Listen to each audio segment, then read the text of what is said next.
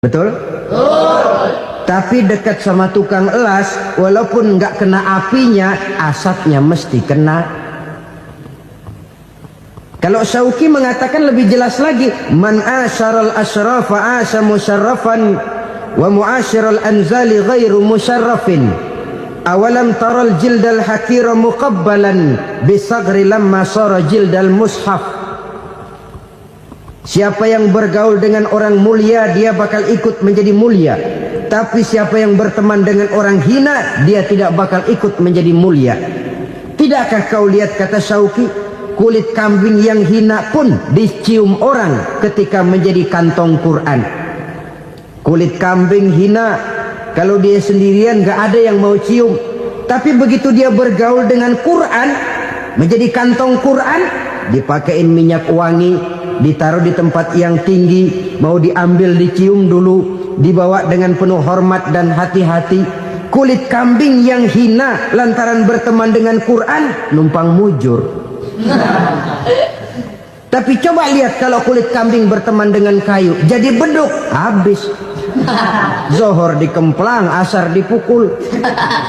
Itu pun sedikit saja, cuma salah milih teman. Yang temennya Quran dihormati orang, yang temennya kayu lantaran jadi beduk, gelap-gelap subuh orang udah kemplangnya.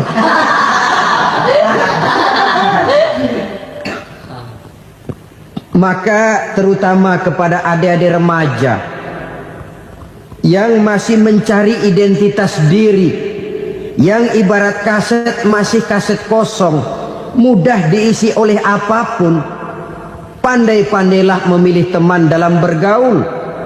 Karena banyak orang yang tadinya baik-baik, ketika terseret dalam pergaulan dengan orang yang tidak baik, kebaikannya menjadi lentur dan luntur. Tapi berapa banyak bajingan-bajingan tengik, orang-orang yang berlumur noda dan dosa, tiap hari melakukan maksiat, namun bergaul dengan orang yang baik-baik, pada akhirnya sedikit demi sedikit beringsut dan berangsur dia terbiasa mengikuti kebaikan-kebaikan. Saya tekankan ini kepada remaja karena mereka masih mencari identitas diri. Apa yang mereka lihat mereka mau, apa yang mereka dengar mereka ingin tahu. Coba lihat kehidupan remaja. Pulang nonton film Rambo, pengen jadi Rambo, gagah, maunya belekai melulu. Pulang nonton film Superman, pengen bisa terbang. Pulang nonton India, nyanyi melulu. Wajar, mereka masih mencari identitas diri. Saya ini sebenarnya siapa? Lingkungan, pergaulan akan membentuk itu. Karena itu pandai-pandailah bergaul, karena ia sangat besar pengaruhnya dalam ikut membentuk kepribadian manusia. Apalagi sifat yang jelek lebih cepat menularnya ketimbang sifat yang baik. Sifat yang baik, watak yang soleh itu lambat sekali untuk menular. Tapi yang tidak baik, kan prosesnya mah kalau remaja biasanya mula-mula dengar. Karena dengar lalu pengen tahu. Karena pengen tahu lalu ngeliatin. Begitu ngeliatin kan pengen nyobain. Setelah nyobain ketagihan. Nah, ini prosesnya. Yang namanya ganja, morfin, narkotik, awalnya kan begitu. Mula-mula dengar, katanya kalau sudah fly to the sky, sudah melayang ke langit, katanya disitulah puncak kebahagiaan. Mulanya cuma dengar. Karena dengar pengen tahu. Karena pengen tahu lalu ngeliat, kumpul sama orang yang suka ngeganja. Setelah ngeliat, nah pengen ngerasain.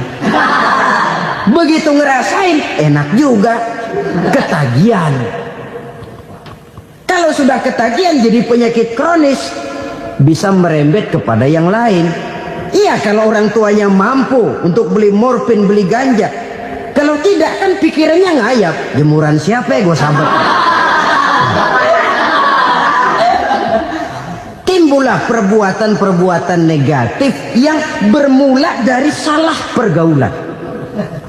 Apalagi buat adik-adik remaja yang tinggal di kota-kota besar, yang pengaruh budaya, pengaruh kesenian, pengaruh struktur kehidupan yang nampak makin individualistis, di mana persaingan tajam, tensi ekonomi tinggi, orang mudah mengalami stres. Pandai-pandailah dalam bergaul, sekali lagi, karena ia sangat besar pengaruhnya dalam ikut membentuk kepribadian manusia. Orang bahagia punya kendaraan yang cepat, artinya punya pergaulan yang luas, dan lingkungan pergaulannya terdiri dari orang-orang yang soleh. Kemana dia pergi, ada teman. Kesulitannya, ada tempat dia cerita. Tapi kalau sudah menyendiri, hidup sendiri, kesulitan dipikiri sendiri, bisa mati belum waktunya. Tidak ada tempat berbagi rasa, tidak ada tempat bercerita, tidak ada tempat mengurangi beban dalam kehidupan. Pantas betul kalau Islam sangat menggalakkan dan menganjurkan orang kalau sudah sampai waktunya itu untuk melangsungkan nikah. Kata Nabi, ya ma'syaras syabab man istata'a minkumul ba'at falyatazawwaj. Hai para pemuda, kalau sudah mampu memberi nafkah, kawinlah, nikahlah kamu. Kenapa? Sudah ada teman hidup, tempat berbagi rasa. Kesulitan kalau ada tempat cerita akan lebih ringan ketimbang kita telan sendiri, walaupun bobot kesulitannya sama beratnya. Saudara-saudara kaum muslimin rahimakumullah, inilah ciri yang kedua, punya kendaraan biar cepat asal lancar. Kemana kita mau pergi gampang. Dengan kata lain, setelah hati yang luas, pergaulan yang luas. Dua. Yang ketiga sekarang, tanda orang bahagia itu menurut Nabi, misbahun mudhi'un, punya lampu yang terang. Oh, itu enggak problem. Sekarang sudah zamannya listrik masuk desa, Pak. Lampu sudah terang semua. Betul, kalau itu yang dimaksud. Tapi tidak cuma itu. Karena lampu yang dimaksud di sini, lampu yang akan menerangi seluruh perjalanan hidup. Dan perjalanan hidup itu sudah dimulai sejak kita terlahir ke alam ini, sampai masuk ke alam barzah, kumpul di padang mahsyar, sampai ke akhirat. Lampu yang menerangi itu yang diperlukan. Kalau lampu, katakanlah yang paling top sekarang kan lampu jenis Mercury. Taruhlah itu di rumah kita, dia cuma menerangi rumah kita, menerangi hati pun tidak sanggup. Bila kita masuk ke alam barzah, alam kubur, sanggupkah si Mercury yang begitu terang menerangi alam barzah kita? Tidak sanggup lagi. Sanggupkah lampu yang ratusan watt, bahkan puluhan ribu watt menerangi kehidupan di padang mahsyar? Tidak akan sanggup lagi. Kalau demikian, yang dimaksud lampu yang terang di sini apa? Tidak lain amal soleh, kebajikan yang kita lakukan dalam hidup. Itu yang akan jadi lampu penerang. Di dunia nama kita akan terang. Jasad kita boleh hancur terkubur tanah, tapi nama kita akan dikenang orang. Begitulah kalau orang meninggalkan kebajikan dalam hidup seperti sekarang. Ribuan orang tiap saat berziarah ke kubur Imam Syafi'i, ke kubur Imam Malik, ke kubur Imam Ghazali, ke kubur orang yang baik-baik, orang yang soleh-soleh. Kebajikannya yang ditinggalkan, yang mengukir namanya dengan tinta emas. Sehingga saudara sudah terbaring di alam kubur, orang lewat, Allah, ini kuburannya Fulan bin Fulan, dulu ini kebaikannya Masya Allah, saya ikut merasakan. Mari kita mampir sebentar, kita Fatihah. Mohon disampaikan Allah pahalanya kepada almarhum. Al-Fatihah. Itu kalau orang baik-baik. Lalu saudara tanya, Pak, orang mati dikirimin Fatihah apa nyampe pahalanya? Saya jawab, kalau saudara nggak percaya, mati dulu dah. Nanti saya Fatihain, tungguin di sana. Umpama nggak sampai, balik lagi kemari.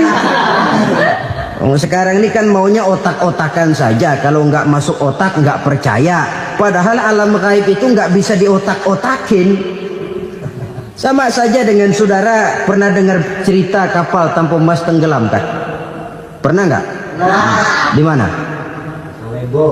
Ya, di laut Masalembo. Begitu ke Tampo Mas tenggelam, ratusan penumpang itu terjun ke laut, dipermainkan gelombang, berjuang menghadapi maut itu. Orang lagi timbul tenggelam di lautan, dihantam ombak, kita tengokin pakai helikopter. Pak, lagi timbul tenggelam ya? Iya, tolongin. Jangan khawatir Pak nih, saya kirim intan Pak, harganya 10 juta. Kira-kira orang yang timbul tenggelam di laut seneng nggak? Tidak. Kan mahal toh intan 10 juta. Kenapa dia nggak senang? Karena intan 10 juta dalam kondisi seperti itu tidak sanggup menyelamatkan dia. Dia akan girang kalau dikirimin ban mobil bekas, dikirimin papan terentang atau bambu. Intan yang 10 juta dia nggak girang, ban mobil bekas yang 1000 perak tuh pegang, itu yang dia girang betul. Inilah sebabnya Nabi berkata, mal mayyitu fi qabrihi illa kal ghariqil mutaghawwis. Orang yang meninggal di alam kuburnya seperti orang timbul tenggelam di lautan. Yantaziru da'watan min ahli, menunggu doa dari keluarganya yang masih hidup. Duh, bapak saya sudah meninggal, saya sayang benar sama dia. Kirimin kulkas ke kuburannya Itu sama saja dengan tadi orang tenggelam di lautan dikirimi intan yang harganya 10 juta, tidak sampai. Begitulah kalau kebajikan yang kita tinggalkan dalam hidup, sudah mati pun kubur kita masih diziarahi orang. Tapi kalau jahat yang kita tinggalkan, boro-boro lah orang mau doa lewat dekat kuburan kita juga serem. Tuh bajingan no, dulu mati dipendem di situ tuh. Jangan lewat situ, ntar kesurupan, jangan. Lewat saja orang ngeri. Konon lagi membacakan Fatihah dan mengirimkan doa. Hidup pada hakikatnya adalah kesempatan untuk berbuat baik. Maka sekali kesempatan itu diberikan, manfaatkan dengan sebaiknya. Sebab kesempatan kedua tidak akan pernah ada. Kesempatan berbuat baik di sini, di akhirat sudah pembalasan namanya. Sekali kesempatan itu dicabut, dia tidak akan pernah dikembalikan lagi. Kata Iqbal, hidup tidak mundur ke belakang, Bung. Berhenti diinjak orang, mundur hancur. Tidak ada kata mundur dalam hidup ini. Berhenti diinjak orang, mundur kecebur. Tidak ada kata lain, harus maju dalam kehidupan dalam artian yang positif. Hidup adalah kesempatan untuk mengumpulkan kebajikan yang sebanyak-banyaknya. Di situ nilai daripada manusia. Sekarang ini memang nggak kelihatan kok, orang yang banyak pahala sama yang banyak dosa nggak kelihatan kok. Barangkali kalau habis bikin dosa palanya pada benjol, mungkin orang takut sama dosa. Tapi sekarang sama saja, orang yang banyak dosa dengan yang nggak banyak dosa jalan bareng dari belakang, sama, nggak kelihatan beda. Tapi ada waktunya di mana pahala memegang peranan, di mana dosa diperlihatkan. Sama saja kalau kita bawa mobil siang, lampu kan nggak begitu berfungsi. Apa lalu bilang, alah ini lampu berat-beratin, copot-copotin aja dah. Tidak perlu begitu. Kenapa? Pada satu saat malam senja akan datang. Bila matahari terbenam, senja pun datang, gelap mulai merayap, disitulah baru terasa perlunya lampu. Pahala begitu. Sekarang orang yang nggak ada pahalanya nggak kelihatan dalam kehidupan. Tapi pada satu saat senja kehidupan akan datang. Ajal merenggut nyawa, malam merayap, dan hidup mulai diliputi kegelapan di alam barzah. Dikala itu kalau nggak punya lampu, alangkah malangnya kita. Sebab amal yang baik, kata Nabi, di alam barzah itu akan diciptakan menjadi perempuan yang cantik menemani kita. Amal yang jahat akan menjadi orang yang paling jelek nemenin kita. Udah di tempat gelap yang nemenin jelek.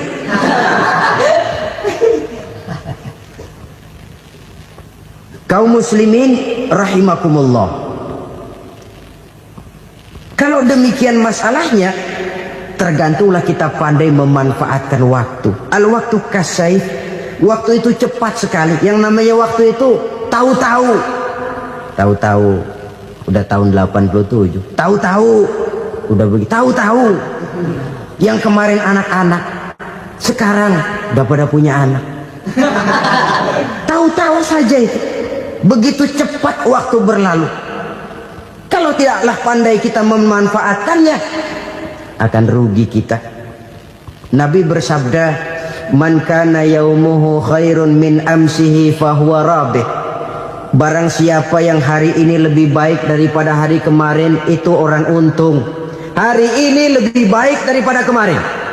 Bulan ini lebih baik dari bulan kemarin. Tahun ini lebih baik dari tahun kemarin. Itu orang yang beruntung.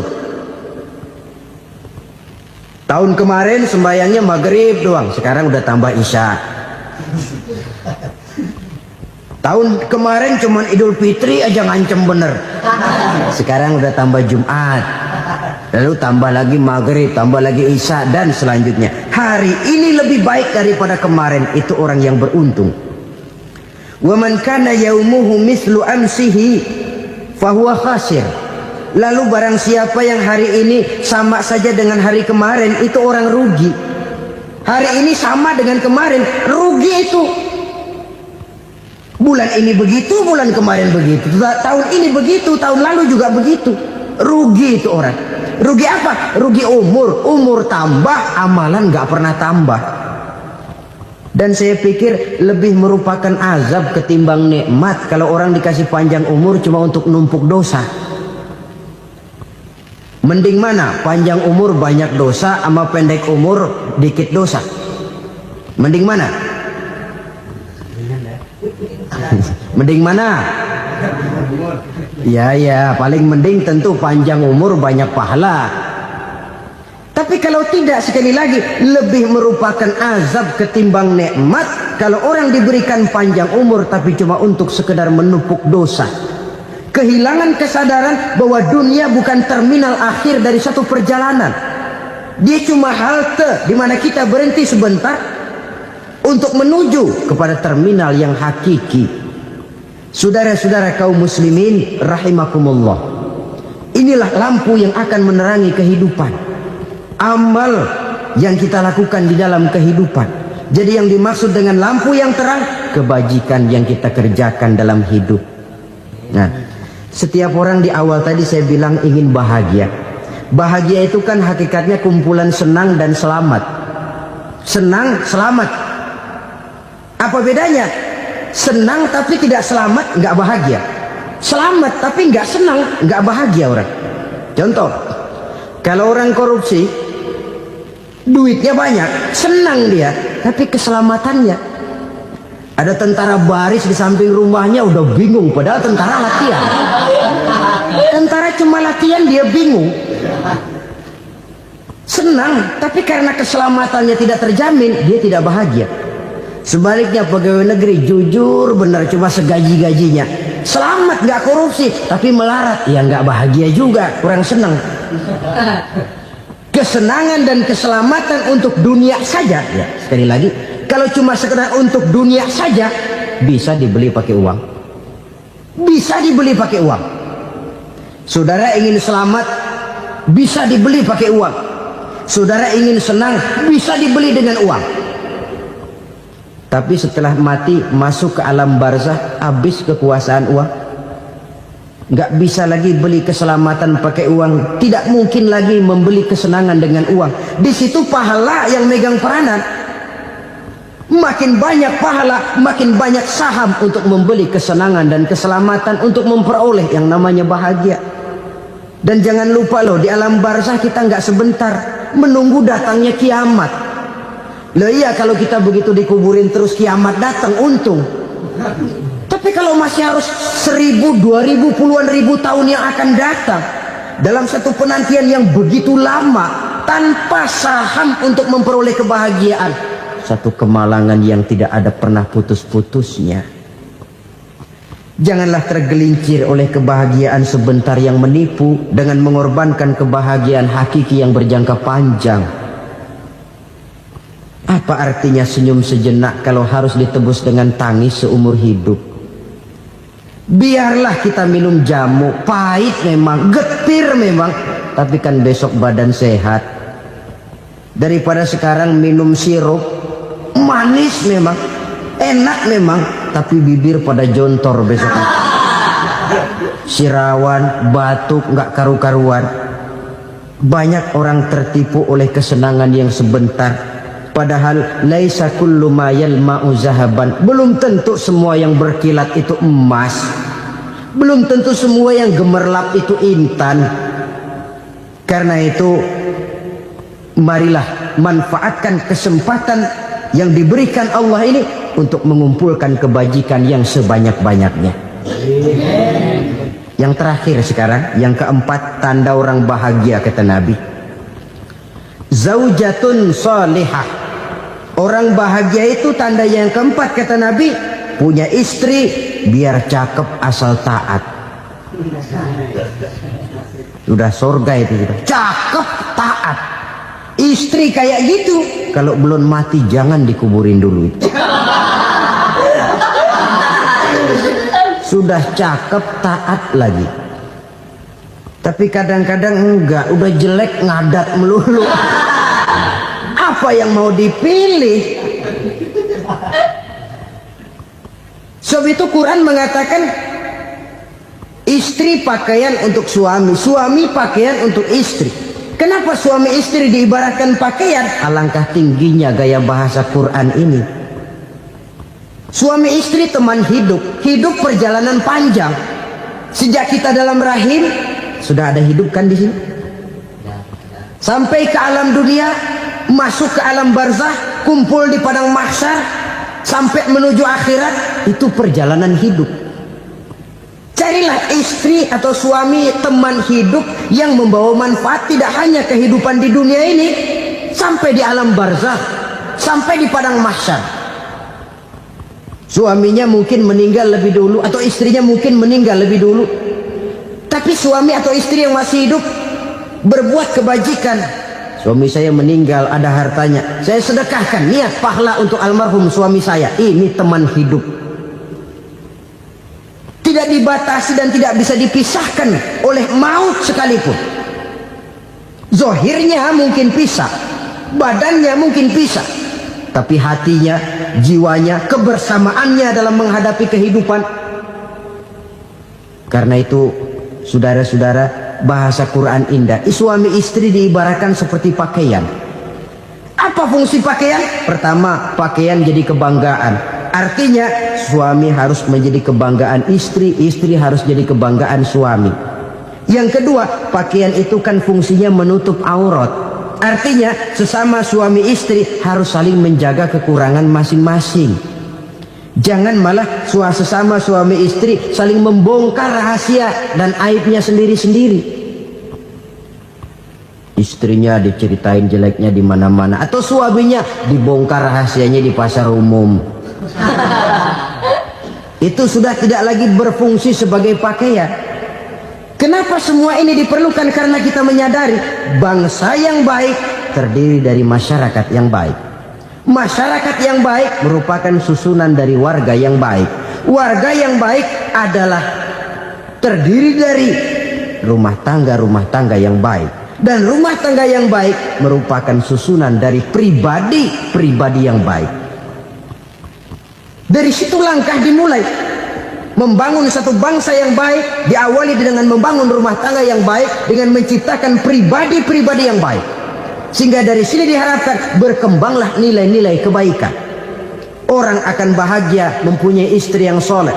Kenapa? Tidak ada seorang suami bisa sukses jadi apapun dia, apapun profesinya. Dokterkah, kiaikah, mubalikkah, petanikah, pengusahakah, pejabat tinggikah, tidak ada seorang suami yang bisa sukses tanpa peran serta istrinya. Walaupun memang peranan itu tidak begitu kelihatan, tapi sangat menentukan. Karena itu, saudara hadirin yang saya hormati, Islam sangat menghargai kaum wanita, memberikan kedudukan yang tinggi sepanjang tidak mematikan kodrat kewanitaannya. Nah, kalau sudah kesuksesan ini diawali dari rumah tangga, karier di masyarakat mudah untuk dikejar. Tapi keberantakan di rumah tangga merupakan kegagalan pertama di tempat lain. Bapak-bapak, ibu-ibu, saudara-saudara kaum muslimin rahimakumullah. murai di dahan dan koko ayam di kandang, dunia ini penuh dengan berbagai macam kesibukan. Sejak dari petani yang turun ke ladang, pedagang yang berangkat ke pasar, pelajar yang menuju sekolah, sampai kepada pegawai yang berangkat ke kantor, seluruhnya tidak lain untuk mencari sesuatu yang bernama bahagia. Setiap orang menginginkan kebahagiaan, dan tidak seorang pun menginginkan kesengsaraan dalam kehidupan ini. Namun nyatanya tidak setiap orang yang ingin bahagia mengetahui jalan yang harus ditempuhnya untuk sampai kepada kebahagiaan itu. Maka pada kesempatan pertemuan kali ini, saya ingin menyampaikan sebuah hadis dari junjungan kita baginda Nabi besar Muhammad sallallahu alaihi wasallam yang termuat dalam kitab Mukhtarul Ahadits An-Nabawiyah, di mana beliau bersabda, arba'un min sa'adatil mar'i. Ada 4 perkara yang merupakan tanda dari orang bahagia. Saya mau tanya, di antara saudara-saudara yang hadir di sini, apa ada yang kepengen jadi orang sengsara? Ya. Seluruhnya tentu ingin mendapatkan kebahagiaan. Maka menurut resep dari Nabi kita, tanda orang bahagia itu 4. Jadi kalau saudara ingin bahagia, harus mempunyai 4 perkara ini. Yang pertama, orang bahagia itu kata Nabi, darun wasi'un. Punya rumah biar bagus asal gede.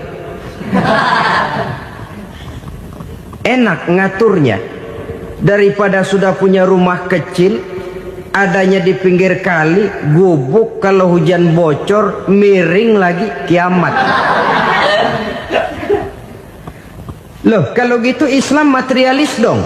Hadis ini boleh diartikan dengan makna hakiki, arti yang sebenarnya.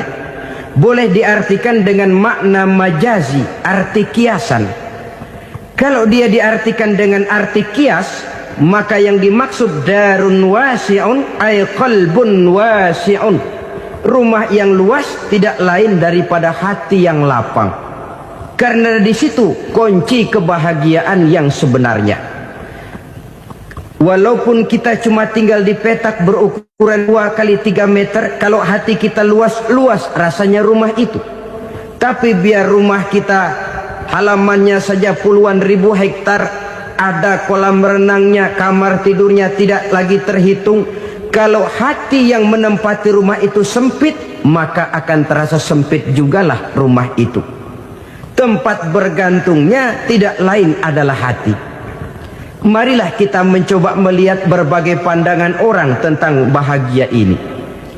Ada orang menyangka bahwa bahagia itu kalau dia mendapatkan harta yang sebanyak-banyaknya. Siapa yang banyak harta, dialah raja. Apa yang dia mau, seluruhnya bisa dibeli. Keamanannya, dia bisa menyewa petugas. Seluruh fasilitas untuk menyenangkan kehidupannya bisa dibeli. Pendeknya, hartalah segala-galanya dalam kehidupan. Sampai ada pepatah mengatakan, innad darahima fil amakini kulliha taksur rijala mahabatan wa jalala. Sesungguhnya harta, dinar, dirham, uang di mana-mana selalu bikin hebat orang yang memilikinya. Coba lihat, orang yang punya duit sama yang enggak punya duit, jangan gaya hidupnya, gaya jalannya aja lain. Wahia lisanun liman arada fasahatan, wahia silahun liman arada qitala. Uang adalah senjata yang paling ampuh bagi orang yang mau pergi perang, dan lidah yang paling fasih bagi orang yang mau bicara. Kalau bicara dengan lidah macet, cobalah bicara dengan harta, lancar. Sampai ada pepatah demikian, segalanya bisa diatur dengan harta. Maka di kalangan orang yang berpandangan semacam itu, seluruh kegiatan hidupnya hanya terfokus kepada bagaimana mengumpulkan harta yang sebanyak-banyaknya.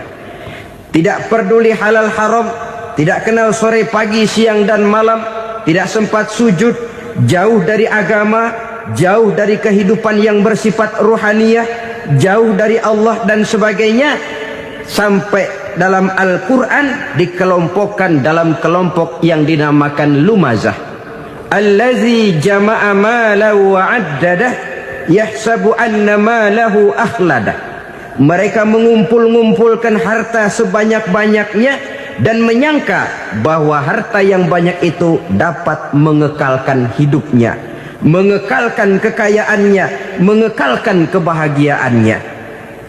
Saudara hadirin yang berbahagia, kalau pandangan hidup ini benar, artinya kalau harta memang merupakan satu-satunya hal yang dapat membuat orang bahagia, tentu di rumah mewah tidak akan pernah ada tangis derita.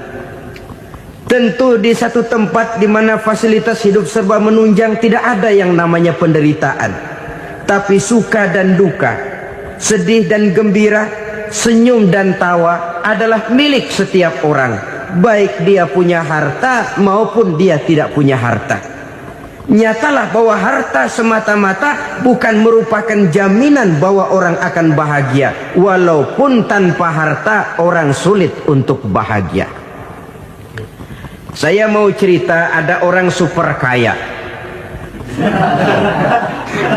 Namanya Aristotle Onesius, Raja Tanker Yunani.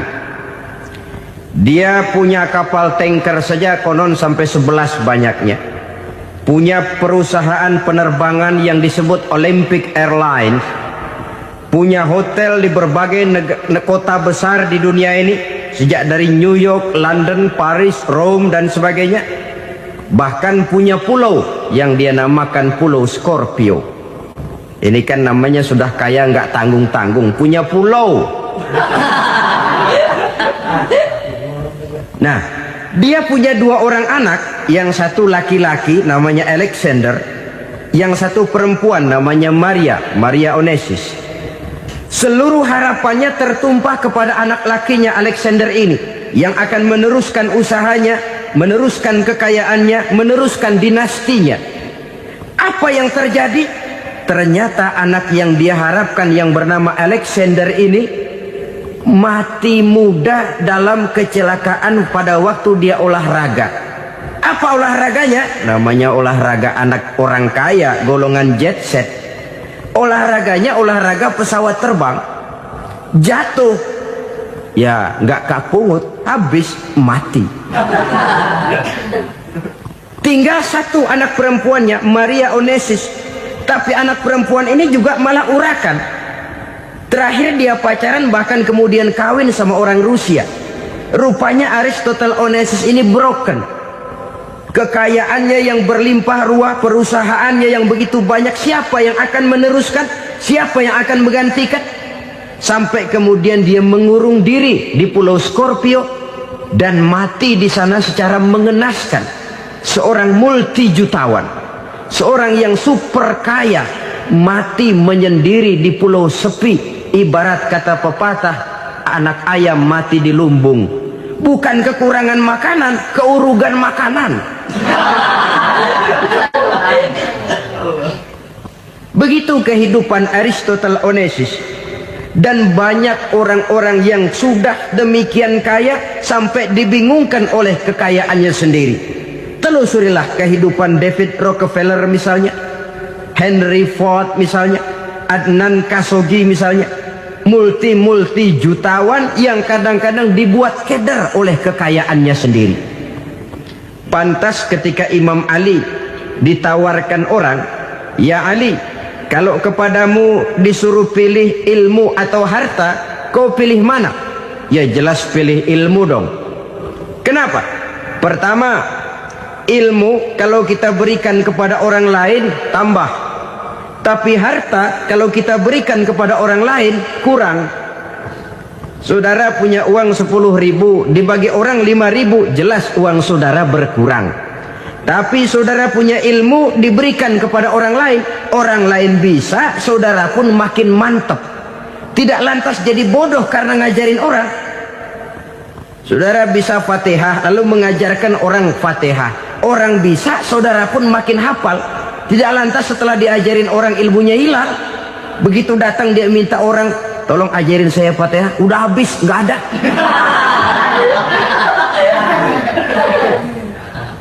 Yang kedua kata Imam Ali, ilmu menjaga kita. Kalau harta kita yang harus jaga. Makin banyak ilmu makin terpelihara diri seharusnya. Tetapi makin banyak harta makin bingung kita jaganya. Sampai kadang-kadang kalau perlu seluruh keliling rumah dipasangi alarm. Belum cukup disewakan anjing besar-besar, pasang di depan pintu, awas anjing galak. Masih belum cukup juga, cari centeng tukang-tukang kepruk jaga rumah. Masih terasa belum aman, padahal rumahnya dikelilingi tembok besar. Di balik tembok ada pintu-pintunya tebal. Di balik pintu itu terbuka masuk kamar, kamar pun ada pintunya, pintunya pun kuat. Masuk ke dalam kamar ada lemari, lemarinya pun pintunya kuat, dikunci, kuncinya pun kuat. Tapi tahap seluruhnya yang timbul cuma sekedar was-was saja. Kesimpulannya sekali lagi, tanpa harta orang memang sulit untuk bahagia. Tapi harta semata-mata tidak merupakan jaminan orang akan bahagia. Dengan hati yang luas, itu modal utama untuk mencapai kebahagiaan hidup. Orang yang hatinya luas, saudara-saudara, punya hati yang lapang, melihat kenyataan hidup ini, dia bersyukur senantiasa kepada Allah. Lantas tidak timbul hasud dan iri hatinya. Oleh karena itu jiwanya selalu lapang. Kalau tidak, cupik hati namanya, dangkal pandangan, tidak senang melihat orang lain dapat nikmat, dan itu sering dijadikan contoh. Kalau orang yang lapang dada, dia lihat tetangganya beli TV baru, dia berkata, alhamdulillah ya, tetangga kita beli TV, mudah-mudahan kita bisa ikut nonton. Lapang dadanya. Tapi orang yang sempit hati, lihat tetangga beli televisi, meriang. Enggak diapa-apain, meriang. Besoknya dengar tetangga beli motor, makin sakit, ke rumah sakit. Lalu di rumah sakit dengar tetangganya beli mobil, mati. Disiksa oleh perasaannya sendiri. Orang kalau hati sudah sempit dalam hidup, kemanapun dia pergi, sempit rasanya medan kehidupannya. Kemudian kita melihat juga ada orang yang menilai bahwa bahagia itu katanya kalau punya kedudukan yang tinggi, pangkat yang agung, wibawa yang besar. Mungkin betul, tapi mungkin juga tidak. Bergantung kepada hati orang yang punya pangkat itu. Sama dengan harta tadi. Harta akan membawa bahagia kalau dia jatuh ke tangan orang yang berhati lapang. Tapi harta akan jadi bencana kalau jatuh ke tangan hati orang yang sempit. Pangkat akan membawa bahaya kalau jatuh di tangan hati orang yang sempit. Lebih dari itu, kenyataan mengajarkan kepada kita bahwa ternyata pangkat dan jabatan tidak selamanya memberikan kebahagiaan dalam kehidupan. Bahkan resikonya kelewat besar. Beberapa bukti kita bisa ambil dari para pemimpin dunia yang menjadi korban lantaran pangkat dan jabatan yang disandangnya. Saudara ingat Presiden Abraham Lincoln dan John Kennedy dari Amerika? Dibunuh orang. Park Chung-hee dari Korea Selatan, Ziaur Rahman dari Bangladesh, Anwar Sadat dari Mesir, terakhir Indira Gandhi dari India, menjadi korban dari pangkat dan jabatan yang disandangnya dari orang-orang yang tidak senang dia memegang jabatan itu. Dia akan mudah mengundang bencana. Sehingga pantas kalau seorang presiden terkemuka Amerika, Harry Truman namanya, dia mengatakan jabatan presiden itu, kata dia, seperti orang nunggang macan, naik macan. Harus kita taiki, kalau enggak dia bakal nerekam kita, ngeri katanya. Adapun orang yang hatinya lapang, kalau dia menerima pangkat dan jabatan, dianggapnya itu satu kesempatan untuk berbuat baik. Tapi orang yang berhati sempit, menerima pangkat dan jabatan, bukan kadang-kadang menerima, malah berusaha setengah mati mencapai dengan segala cara. Kalau perlu jilat atas, jilat atas. Jadi golongan sumuhun dawuh. Jadi kelompok kulon nuwun, yes sir, yang kerjanya cuma oke bos. Kalau perlu jilat atas, jilat atas. Kalau perlu injak yang bawah, injak yang bawah. Perlu sikut kiri kanan, sikut kiri kanan. Yang penting pangkat dapat, jabatan dapat. Orang yang semacam ini, kalau sudah mempunyai pangkat dan jabatan, biasanya dia tidak menganggap itu sebagai amanah, tidak menganggap sebagai kesempatan berbuat baik, tapi malah kesempatan untuk memperturutkan hawa nafsunya yang dilatar belakangi oleh kesempitan hatinya tadi. Apalagi kalau orang memperoleh pangkat karena banyak mengeluarkan uang. Seakan-akan pangkat dan jabatan itu sekarang macam proyek pakai tender. Siapa yang berani bayar segini naik, nggak berani minggir. Padahal logikanya, kalau orang mencapai satu jabatan karena banyak mengeluarkan uang, hampir bisa dipastikan bahwa setelah jabatan itu dia pegang, langkah pertama yang akan dilakukannya ialah berusaha bagaimana uang yang dia keluarkan supaya kembali. Ya paling kurang pulang modal dulu dong. Soal mikirin rakyat soal nanti, tapi ini modal harus pulang. Itu celakanya kalau orang memperoleh pangkat dan jabatan cuma karena banyak mengeluarkan uang. Jarang orang yang mempunyai keyakinan dan pandangan bahwa pangkat dan jabatan merupakan amanah. Jadi sekali lagi, pangkat dan jabatan mungkin saja membawa kebahagiaan kalau jatuh ke tangan orang yang berhati lapang. Tapi bisa jadi bencana kalau dia jatuh ke tangan orang yang mempunyai hati yang sempit. Dan lagi-lagi stresnya hati yang lapang. Lalu sebagian orang, saudara, ada yang berpandangan katanya bahagia itu kalau jadi orang terkenal, mempunyai popularitas, menjadi idola di kalangan remaja, di kalangan orang tua, di segala lapisan masyarakat. Padahal makin populer orang makin terikat dia. Ya kalau macam kita ini kan nggak punya nama, nggak populer, tengah malam buta mau nongkrong di warung Tegal aman. Tapi pangkat, jabatan, kedudukan, popularitas menyebabkan kita diikat dengan berbagai macam peraturan. Cuma mandi sama ke WC saja yang nggak dikawal.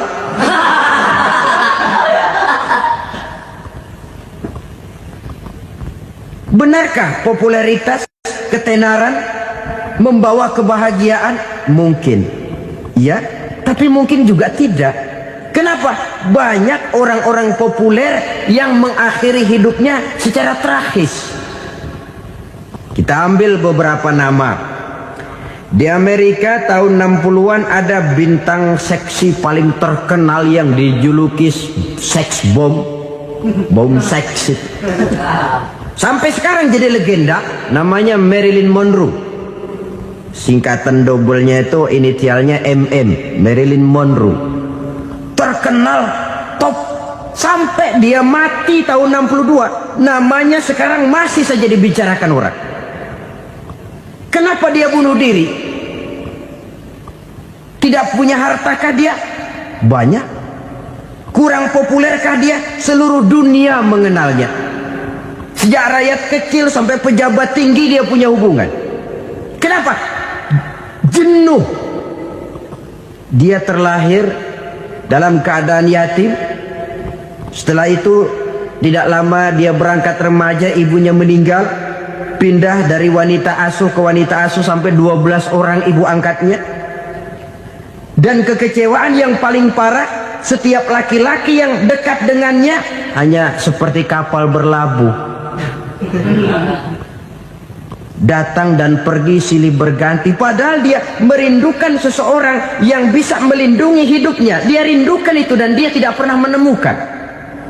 Itu yang akhirnya menyebabkan dia minum pil tidur kelewat dosis, minum obat tidur kebanyakan, ya tidur terus sampai sekarang.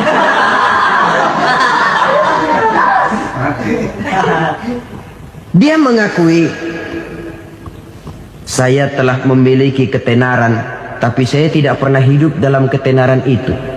Saya pandai main sandiwara, tapi saya ingin hidup dalam alam yang real sebagaimana umumnya orang. Itu yang dia rindukan. Menyusul jejak yang namanya Marilyn Monroe ini, Billie Holiday, saudara kenal tentu, di rumah sakit dirawat. Dia juga minum obat overdosis, mati lagi. Jimi Hendrix minum obat tidur overdosis kelewat batas, mati lagi. Lalu yang menghanyutkan diri di danau, Janis Joplin dan Brian Jones, ini orang-orang populer, orang-orang terkemuka yang mengakhiri hidup secara tragis, bukan karena tidak terkenal, mungkin karena sudah saking terkenalnya. Contoh paling belakangan, Bruce Lee. Wah, ini tukang-tukang keprok tentu kenal siapa dia. Sampai sekarang pun tabir kematiannya masih merupakan misteri. Dan yang masih hidup juga menunjukkan gejala yang aneh. Michael Jackson, rumahnya di Beverly Hills itu dijaga sedemikian rupa, dan dia selalu curiga kepada setiap makanan harus steril, bersih dari segala macam kimia. Kemana dia pergi, itu tukang-tukang keprok sudah selalu menjaga dan mengawal, dan dia seakan takut menunjukkan mukanya yang asli. Hingga kalau tampil ke tengah di luar show, dia kadang memakai pakaian yang tidak menunjukkan dia yang sebenarnya, takut dikenali orang. Ternyata popularitas sering jadi momok yang meracuni kehidupan manusia. Oleh karena itu, benarlah junjungan kita pada saat beliau mengajarkan orang akan bahagia kalau dia mempunyai hati yang lapang. Nah, sekarang masalahnya untuk mendapatkan hati yang lapang, caranya bagaimana? Kita kembali kepada konsep Quran. Allah mengajarkan, ala inna bidzikrillahi tatmainnul qulub. Ketahuilah bahwa dengan banyak mengingat Allah, hati akan tenang, jiwa akan lapang. Dengan kata lain, dekat dengan agama, merasakan kehadiran Allah dekat dalam hidup, itu muara pertama untuk mencapai hati yang lapang. Ala inna bidzikrillahi tatmainnul qulub. Jangan macam orang sekarang ingin mendapatkan ketenangan lalu tapak di puncak gunung, di gua-gua, di tempat sepi. Iyalah kalau nggak ada ular. Kalau tergigit ular berbisa, ketenangan belum, mati jelas itu. Islam positif untuk mendapatkan ketenangan. Ala inna bidzikrillahi tatmainnul qulubi. Bahwa ketahuilah bahwa dengan banyak mengingat Allah, hati akan tenang, jiwa akan lapang, nuansa pikiran akan luas. Karena yang namanya bahagia ada dimanapun manusia berada. Di kampung ada bahagia, di kota ada bahagia, di ngarai, di lembah, di gunung, di hutan, di lautan, di angkasa luar, dimanapun bahagia itu ada kalau kita bermodalkan hati yang lapang ini. Dan hati akan lapang kalau kita dekat dengan agama. Dekat dengan harta buat sementara hati mungkin tenang, tapi ketenangan yang relatif dan temporer. Apalagi orang tiap kali tambah harta, tiap kali tambah rencana. Itu wajar. Mungkin sebelumnya saudara berpikir, kalau punya duit 5.000 enak nih. Begitu punya duit 5.000, aduh sayang kalau 10.000 aja. Tiap kali tambah harta, tiap kali lain rencana. Makin banyak rencana, makin menjauhkan kita dari yang namanya ketenangan. Padahal ketenangan merupakan unsur utama untuk mencapai bahagia. Dan ketenangan itu bermuara dalam hati manusia. Tengoklah kehidupan ini. Orang yang banyak harta dengan orang miskin, Berbedakah rasa sakit yang mereka tanggungkan? Rasanya tidak. Walaupun si kaya tidur di kasur empuk berselimutkan sutra mahal, sementara si miskin meringkuk di balai bambu yang keras dan kasar. Apabila maut datang, dia juga tidak pernah pilih bulu. Maut datang menjemput si kaya di singgasana keemasannya, dikelilingi oleh para pengasuh, dayang dan idang serta para pengawal. Dan maut pun datang menjemput si miskin papa, sehingga ia tergelepar di tepian jalan. Kedua-duanya bernama mati. Kalau nyata bahwa sakit yang ditanggung si kaya tidak beda dengan sakit yang ditanggung si miskin, bukan harta semata yang membuat orang bahagia. Hati yang tenang, jiwa yang lapang penuh kedamaian, karena banyak berzikir dan mengingat Allah, itu merupakan modal utama untuk mencapai sesuatu yang bernama bahagia.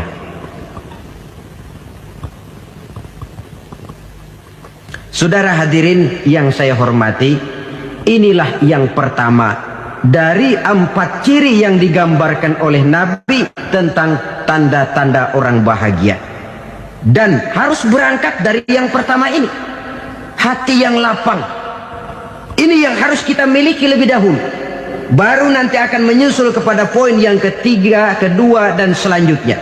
Sebab kalau hati sudah terisi dengan jiwa yang lapang, seluruh persoalan insya Allah akan bisa kita atasi dengan sebagaimana mestinya.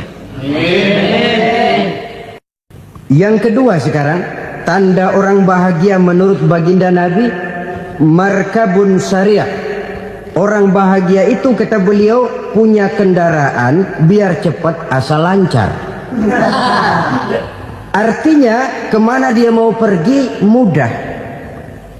Apa maksud hadis ini? Kalau kita kaji lebih dalam, kendaraan itu kan alat transportasi.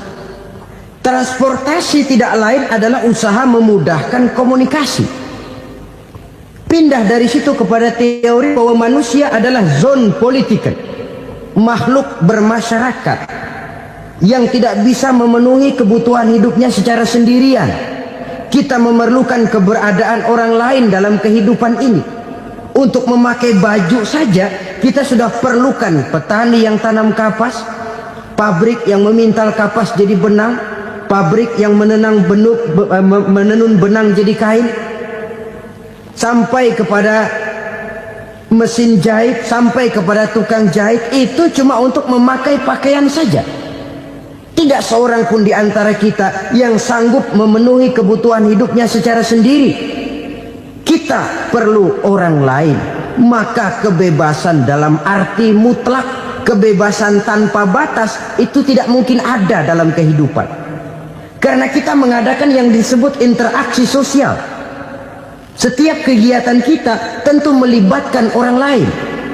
Menurut kita barangkali kita bebas jalan di jalan raya semaunya, tapi orang lain berkendaraan pun merasa bahwa ini ada juga jalan haknya, dan begitu selanjutnya. Oleh karena itu, maksud dari kendaraan yang cepat ini adalah khulata'uhu ma'as solihin. Lingkungan pergaulannya terdiri dari orang-orang soleh. Pergaulannya luas. Kemana dia pergi ada temannya. Kesulitannya ada tempat dia cerita. Dan kesulitan kalau sudah diceritakan kepada orang lain, taruh kata orang itu tidak bisa menolong, namun menceritakannya kepada orang yang kita percayai, kan paling kurang sudah mengurangi beban jiwa, mengurangi tanggungan batin, merasa masih ada tempat kita cerita. Maka lebih baik orang awam yang mau bergaul ketimbang orang setengah alim tapi ngunci pintu. Sebab nantinya akan timbul sikap picik, cupik pandangan, dan tidak luas menghadapi kenyataan dalam kehidupan ini. Namun yang harus kita garis bawahi, pergaulan memang mesti luas. Namun jangan sekali-kali lupa bahwa pergaulan sangat besar pengaruhnya dalam ikut membentuk kepribadian manusia. Sehari-hari bisa kita bilang, kalau kita dekat sama tukang minyak wangi, sekalipun nggak dibagi minyaknya, baunya tentu dapat. Betul? Tapi dekat sama tukang elas, walaupun nggak kena apinya, asapnya mesti kena. Kalau Syauqi mengatakan lebih jelas lagi, man asyaral asrafa asa musyarrafan wa muasyiral anzali ghairu musyarrafin. Awalam taral jildal hakira muqabbalan bisagri lamma sara jildal mushaf. Siapa yang bergaul dengan orang mulia, dia bakal ikut menjadi mulia. Tapi siapa yang berteman dengan orang hina, dia tidak bakal ikut menjadi mulia. Tidakkah kau lihat, kata Syauqi, kulit kambing yang hina pun dicium orang ketika menjadi kantong Quran. Kulit kambing hina, kalau dia sendirian gak ada yang mau cium. Tapi begitu dia bergaul dengan Quran, menjadi kantong Quran, dipakein minyak wangi, ditaruh di tempat yang tinggi, mau diambil dicium dulu, dibawa dengan penuh hormat dan hati-hati. Kulit kambing yang hina lantaran berteman dengan Quran, numpang mujur. Tapi coba lihat kalau kulit kambing berteman dengan kayu, jadi beduk, habis. Zohor dikemplang, asar dipukul.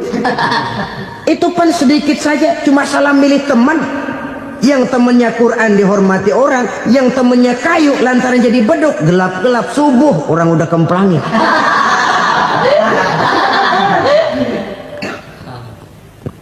Maka terutama kepada adik-adik remaja yang masih mencari identitas diri, yang ibarat kaset masih kaset kosong, mudah diisi oleh apapun, pandai-pandailah memilih teman dalam bergaul. Karena banyak orang yang tadinya baik-baik, ketika terseret dalam pergaulan dengan orang yang tidak baik, kebaikannya menjadi lentur dan luntur. Tapi berapa banyak bajingan-bajingan tengik, orang-orang yang berlumur noda dan dosa, tiap hari melakukan maksiat, namun bergaul dengan orang yang baik-baik, pada akhirnya sedikit demi sedikit beringsut dan berangsur dia terbiasa mengikuti kebaikan-kebaikan. Saya tekankan ini kepada remaja karena mereka masih mencari identitas diri. Apa yang mereka lihat mereka mau, apa yang mereka dengar mereka ingin tahu. Coba lihat kehidupan remaja. Pulang nonton film Rambo, pengen jadi Rambo, gagah, maunya belekai melulu. Pulang nonton film Superman, pengen bisa terbang. Pulang nonton India, nyanyi melulu. Wajar, mereka masih mencari identitas diri. Saya ini sebenarnya siapa? Lingkungan, pergaulan akan membentuk itu. Karena itu pandai-pandailah bergaul, karena ia sangat besar pengaruhnya dalam ikut membentuk kepribadian manusia. Apalagi sifat yang jelek lebih cepat menularnya ketimbang sifat yang baik. Sifat yang baik, watak yang soleh itu lambat sekali untuk menular. Tapi yang tidak baik, kan prosesnya mah kalau remaja biasanya mula-mula dengar. Karena dengar lalu pengen tahu. Karena pengen tahu lalu ngeliatin. Begitu ngeliatin kan pengen nyobain. Setelah nyobain ketagihan. Nah, ini prosesnya. Yang namanya ganja, morfin, narkotik, awalnya kan begitu. Mula-mula denger, katanya kalau sudah fly to the sky, sudah melayang ke langit, katanya disitulah puncak kebahagiaan. Mulanya cuma denger. Karena denger pengen tahu. Karena pengen tahu lalu ngeliat, kumpul sama orang yang suka ngeganja. Setelah ngeliat, nah pengen ngerasain. Begitu ngerasain enak juga, ketagihan. Kalau sudah ketagihan jadi penyakit kronis, bisa merembet kepada yang lain. Iya, kalau orang tuanya mampu untuk beli morfin, beli ganja. Kalau tidak kan pikirannya ngayap, jemuran siapa ya gue sabet. Timbullah perbuatan-perbuatan negatif yang bermula dari salah pergaulan.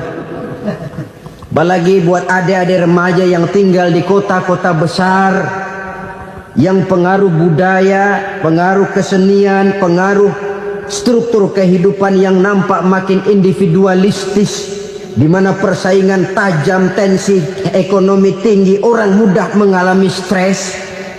Pandai-pandailah dalam bergaul, sekali lagi, karena ia sangat besar pengaruhnya dalam ikut membentuk kepribadian manusia. Orang bahagia punya kendaraan yang cepat, artinya punya pergaulan yang luas, dan lingkungan pergaulannya terdiri dari orang-orang yang soleh. Kemana dia pergi, ada teman. Kesulitannya, ada tempat dia cerita. Tapi kalau sudah menyendiri, hidup sendiri, kesulitan dipikiri sendiri, bisa mati belum waktunya. Tidak ada tempat berbagi rasa, tidak ada tempat bercerita, tidak ada tempat mengurangi beban dalam kehidupan. Pantas betul kalau Islam sangat menggalakkan dan menganjurkan orang kalau sudah sampai waktunya itu untuk melangsungkan nikah. Kata Nabi, ya ma'syaras syabab man istata'a minkumul ba'at falyatazawwaj. Hai para pemuda, kalau sudah mampu memberi nafkah, kawinlah, nikahlah kamu. Kenapa? Sudah ada teman hidup, tempat berbagi rasa. Kesulitan kalau ada tempat cerita akan lebih ringan ketimbang kita telan sendiri, walaupun bobot kesulitannya sama beratnya. Saudara-saudara kaum muslimin rahimakumullah, inilah ciri yang kedua, punya kendaraan biar cepat asal lancar. Kemana kita mau pergi gampang. Dengan kata lain, setelah hati yang luas, pergaulan yang luas. Dua. Yang ketiga sekarang, tanda orang bahagia itu menurut Nabi, misbahun mudhi'un, punya lampu yang terang. Oh, itu enggak problem. Sekarang sudah zamannya listrik masuk desa, Pak. Lampu sudah terang semua. Betul, kalau itu yang dimaksud. Tapi tidak cuma itu. Karena lampu yang dimaksud di sini, lampu yang akan menerangi seluruh perjalanan hidup. Dan perjalanan hidup itu sudah dimulai sejak kita terlahir ke alam ini, sampai masuk ke alam barzah, kumpul di padang mahsyar, sampai ke akhirat. Lampu yang menerangi itu yang diperlukan. Kalau lampu, katakanlah yang paling top sekarang kan lampu jenis Mercury. Taruhlah itu di rumah kita, dia cuma menerangi rumah kita, menerangi hati pun tidak sanggup. Bila kita masuk ke alam barzah, alam kubur, sanggupkah si Mercury yang begitu terang menerangi alam barzah kita? Tidak sanggup lagi. Sanggupkah lampu yang ratusan watt, bahkan puluhan ribu watt menerangi kehidupan di padang mahsyar? Tidak akan sanggup lagi. Kalau demikian, yang dimaksud lampu yang terang di sini apa? Tidak lain amal soleh, kebajikan yang kita lakukan dalam hidup. Itu yang akan jadi lampu penerang. Di dunia nama kita akan terang. Jasad kita boleh hancur terkubur tanah, tapi nama kita akan dikenang orang. Begitulah kalau orang meninggalkan kebajikan dalam hidup seperti sekarang. Ribuan orang tiap saat berziarah ke kubur Imam Syafi'i, ke kubur Imam Malik, ke kubur Imam Ghazali, ke kubur orang yang baik-baik, orang yang soleh-soleh. Kebajikannya yang ditinggalkan, yang mengukir namanya dengan tinta emas.